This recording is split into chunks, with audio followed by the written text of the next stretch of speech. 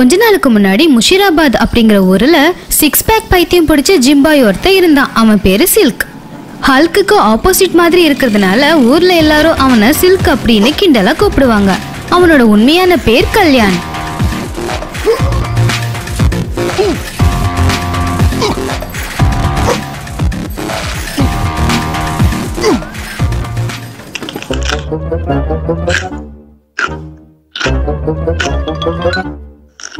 அடே ஒல்லிப்பிச்சா, ஏற்கனவே சப்பி போட்ட மாங்கட்ட மாதிரி இருக்க, இதுல இவ்ளோ எக்ஸசைஸ் பண்ணனா இன்னும் ஒல்லி ஆயிடுவ. அதுக்கப்புறம் எவனும் உனக்கு கல்யாணத்துக்கு பொண்ணு கொடுக்க மாட்டான். மோய், எத்தனை வாட்டி சொல்றது? என்ன உற்ற குச்சின்னு கூப்பிடாத. சரி சரி, பசிக்குது, ஏதாச்சும் இருக்க? அட கடவுளே, தினமும் இந்த காஞ்சு போன கருவாடு குண்டா குண்டான திங்குறான். கொஞ்சமாவது சத பிடிக்கிற மாதிரி பாரு கடவுளே. இது இப்படி இருக்கும்போது பக்கத்து ஊர்ல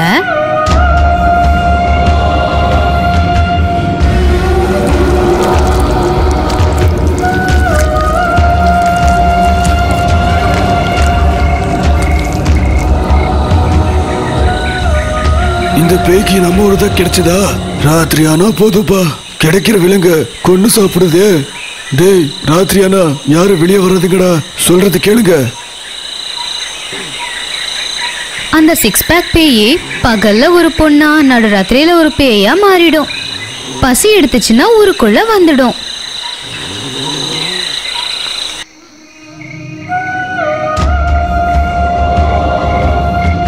பசிக்குது பசிக்குது பசிக்குது பசிக்குது. இப்படி சுரபிபுரத்துல இருக்கிற ஜனங்களை பசிச்சதுன்னா எல்லாரையும் கொண்டு தின்னுடும் இந்த 6 பேக் பேய். இது இப்படி இருக்கும்போது அங்க முஷிராபாத்ல இந்த சில்க் என்னதான் சாப்பிட்டாலும் கொஞ்சம் கூட சத பிடிக்கல. எவ்வளவு எக்ஸசைஸ் பண்ணாலும் 6 பேக்கே வரல.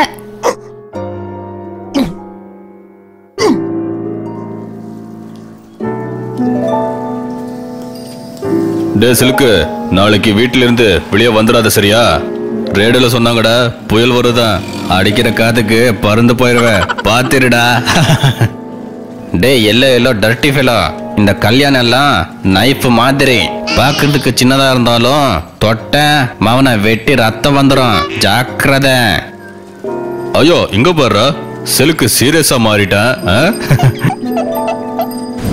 ரேடியோல சொன்ன மாதிரியே அடுத்த நாள் புயல் காரணத்தினால மழை ரொம்ப வேகமா அடிச்சுது. ஆனா ஊர்ல யாரும் இல்ல. சில்க் மட்டும் வீட்டுல குளிர்ல நடுங்கிக்கிட்டு இருந்தான். டேய் ஒல்லிப்பிச்சா, எக்ஸசைஸ் பண்றேன்ட்டு மாடிக்கு எங்கேயாவது போயிட போற. புயல்ல அடிச்சுக்கிட்டு போயிடுவ. அதை நிக்கிற வரைக்கும் வீட்டுக்குள்ளேயே இரு. போக மாட்டேன், ஆனால் ரொம்ப பசிக்குதே. Chicken biryani, mutton fry, boiled egg, gulab jamun இதெல்லாம் பண்ணுமா? ஒற்றை குச்சி மாதிரி இருந்துகிட்டு குண்டா குண்டானா திங்குற. ஆனா கொஞ்சம் கூட சதையே பிடிக்க மாட்டேங்குது. சாப்பிடுறதெல்லாம் எங்கதான் போகுதோ. எமோய், அதெல்லாம் அப்படிதான், கண்ணு வைக்காதப்போ. மூஞ்சிக்கெல்லாம் திருஷ்டி வேறையா? அவ்வளோலாம் சீன் இல்ல. இருட்டாக போகுது. அங்க சுரபிப்பூர்ல கூட புயல்னால வேகமா காத்தடிச்சது, மழை பெஞ்சது. அட கடவுளே, என்னடா இது காத்து? விட்டா கொல்கத்தாவுக்கே பறந்து போயிடுவோம் போல தெரியுதே. இருட்டானதுனால பேயா மாறிடுச்சு.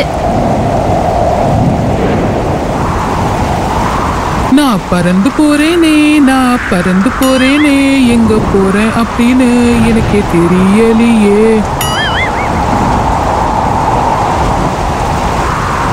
அப்படி புயல்ல அடிச்ச காத்தால எங்கேயோ சுரபிப்பூர்ல இருந்த அந்த பேய் முஷிராபாத்ல இருக்கிற சில்க் வீட்டுக்கு வந்துச்சு.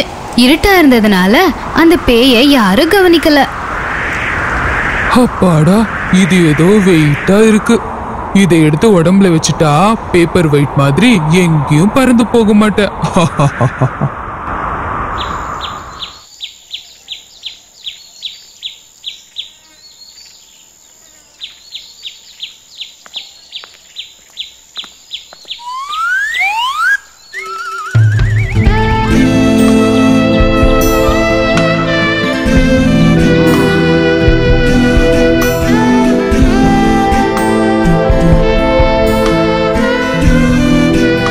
யார் இந்த ஜீரோ சைஸ் ஜுவல் ராணி? பார்க்க ரொம்ப அழகா இருக்காளே. எமோய், உடம்பு தேக்கு மரம் மாதிரி இருக்கு. ஓஹோ, அப்படின்னா எக்ஸசைஸ் பண்ணி சோர்ந்து போயிட்டா பால. அதுக்குள்ள அந்த பேய் முழிச்சுக்குச்சு.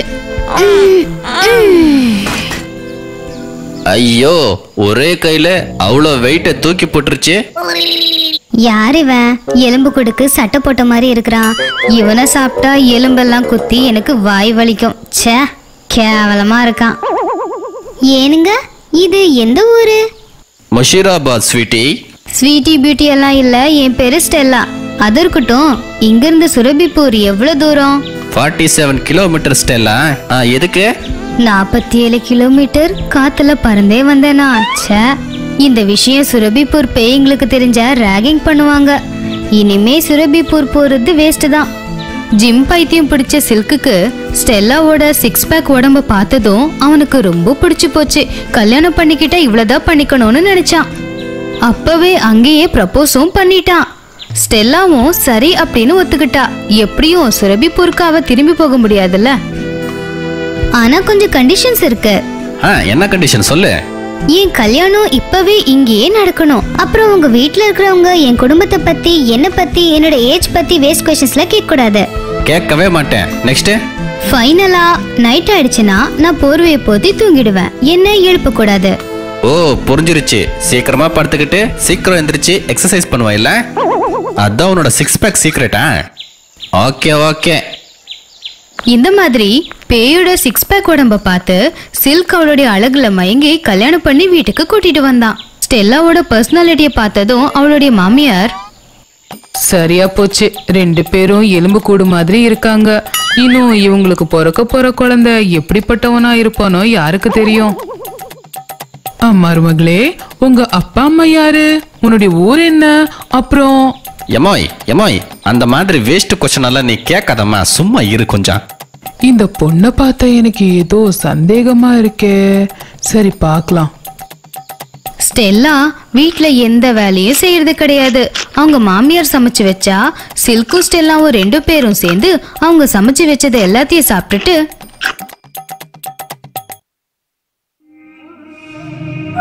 நைட் ஆயிடுச்சுன்னா ஊருக்குள்ள போய் கண்ணுல படுற மனுஷங்க, நாய்ங்க, பூனைங்களை தின்னுடுவா.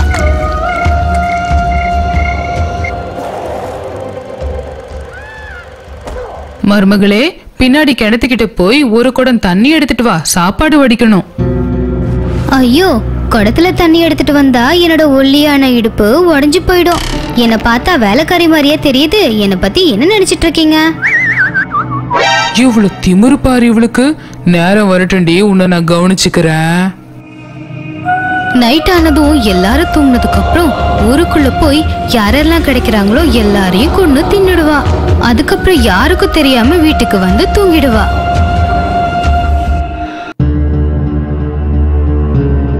எப்பவும் இல்லாம திடீர்னு ஊர்ல இப்படி நடக்கிறத பார்த்து சில்குக்கு சந்தேகம் வந்துச்சு. ஸ்டெல்லா வந்ததுக்கு அப்புறம் தான் இப்படி எல்லாம் நடக்குதுன்னு ஒரு நாள் நைட்டு தூங்குற மாதிரி நடிச்சுக்கிட்டு இருந்தான்.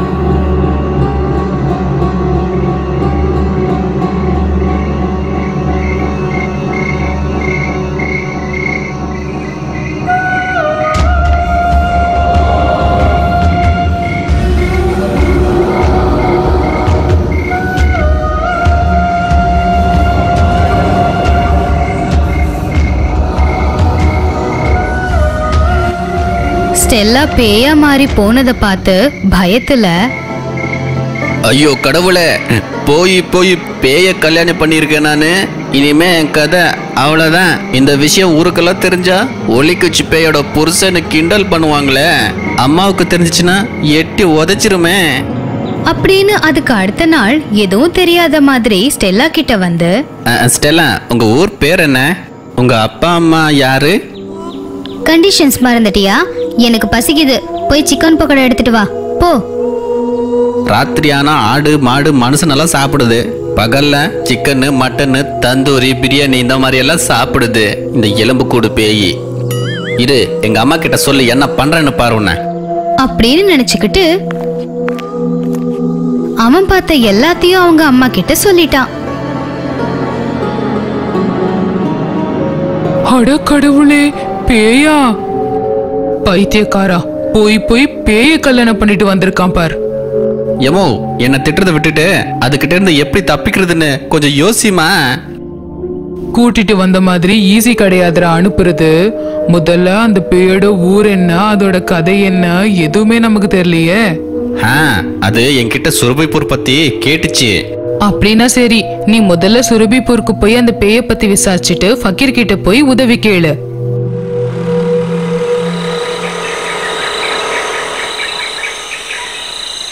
சில்க் அந்த ஊருக்கு போய் விசாரிச்சதுக்கு அப்புறம் தெரிஞ்சது, புயல் வர்றதுக்கு முன்னாடி நாள் வரைக்கும் அந்த பேய் அந்த ஊர்ல தான் இருந்துச்சுன்னு, அங்க இருந்து நிறைய பேரை அது கொன்னுடுச்சுன்னு. சார், இந்த பேய் யாரு? இங்க பாருப்பா, அது ஒரு காலத்துல ஜேம்ஸ் மாஸ்டரோட புள்ளையா இருந்துச்சு. அந்த பொண்ணு பிலிம்ல ஸ்டார் ஆகணும்னு நல்லா ஒர்க் அவுட் பண்ணி 0 சைஸ்ல அதோட உடம்ப வச்சுக்கிட்டே இருந்துச்சு. எதுவுமே சாப்பிடாம டயட் பண்ணிக்கிட்டே இருக்கும். இப்படி எல்லாம் பண்ணதுனால அவ நோய் வந்து செத்துட்டா. உயிரோட இருக்கும்போது வவுறு நிறைய சாப்பிடாம இருந்ததுனால செத்த பிறகு ஆடு மாடு மனுஷங்களெல்லாம் சாப்பிடுது. அப்படி எல்லா விஷயத்தையும் தெரிஞ்சுக்கிட்டு முஷிராபாத்க்கு வந்து ஃபக்கீர் கிட்ட நடந்த எல்லாத்தையும் சொல்லி உதவி செய்ய சொல்லி கேட்டுக்கிட்டான். நீ சொல்றது பார்த்தா அது ரொம்ப பசியில இருக்கிற ஒரு பசி எடுத்த பேய் போல. அது பூமிக்கு மேல இருக்கும்போது நாம கொல்ல முடியாது. காத்துல இருக்கும்போது அதோட சக்தி ரொம்ப கம்மியா இருக்கும். அப்பதான் நாம ஏதாச்சும் பண்ணணும்.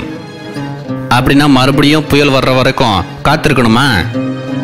முதவி, அது வரைக்கும் காத்திருக்க தேவையே இல்ல. நான் சொன்ன மாதிரியே நீ பண்ணு. அதுக்கப்புறம் சில்க் அங்கிருந்து கிளம்பி அவங்க அம்மா கிட்ட போய் ஃபக்கீர் கொடுத்த காத்தாடிய கொடுத்துட்டு அவரு சொன்ன ஐடியாவையும் சொன்னான். அடுத்த நாள் சாயந்தரம் ஆனதும் அந்த பேய் தூக்கத்துல இருந்து எழுந்திருச்சு, பசிக்குது பசிக்குது, சாப்பிட ஏதாவது கூட. அடியே அத்தை, ஏதாவது குடு. அவளோட மாமியார் முதல்லயே பிளான் பண்ண மாதிரி அந்த பேய்க்கு கொடுக்கற சாப்பாட்டுல மயக்க மருந்த கலந்துட்டாங்க. அத சாப்பிட்டதும் அந்த பேய் கொரட்டை விட்டு தூங்குச்சு.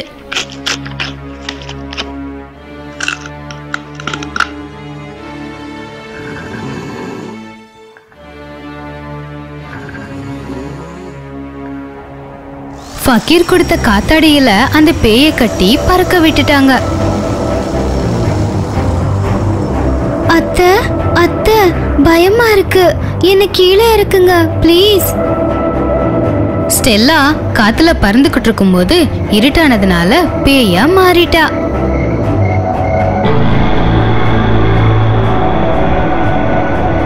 மொட்டை மாடியில நின்னு இது எல்லாத்தையும் பார்த்துக்கிட்டு இருந்த அத்தை, என்னடி பேய் மருமகள, எப்படி இருக்கு ஏன் அடி? என்னோட டைம் அடி இது. ஆமா, மந்திரத்துக்கும் மாயத்துக்கும் பயப்படணும். அதை விட்டுட்டு நீ என்னடி காத்த பார்த்து பயப்படுற? அம்மோய், ஃபக்கீர் சொன்ன மாதிரி அந்த கயிறை நம்ம கட் பண்ணி விட்டா அந்த பேய் அப்படியே போயிடும். நாம சேஃப் ஆயிரலாமா? அடியே அத்தை, என்ன கீழே இருக்கு, இல்லனா உன்னை கொன்னுடுவேன். கீழே இருக்கு. எலும்பு கூடு பேய, இப்ப நான் கயிறை கட் பண்ண அப்படியே நீ பறந்து போயிருவேன். நீ பறக்கும் போது எனக்கு எவ்வளோ ஆனந்தம். அடே சில்கு, நான் எங்க பறந்து போனாலும் வந்துடுவேண்டா. அந்த ஃபக்கீரு உன்னை எப்படி அழிக்கணும்னு சொல்லி கொடுத்திருக்காரு. இப்ப இந்த கயிறை கட் பண்ணா நீ பறந்து போய் வேற ஏதாவது ஊர்ல இருக்கிற எல்லாரையும் கொண்டு தின்னுடுவ, இல்ல மறுபடியும் இதே ஊருக்கு வந்துடுவ. இனி உன்னால யாரும் சாகக்கூடாது. நீ சாவடி பேய் மருமகளே. விட்டுடு, என்ன விட்டுடு.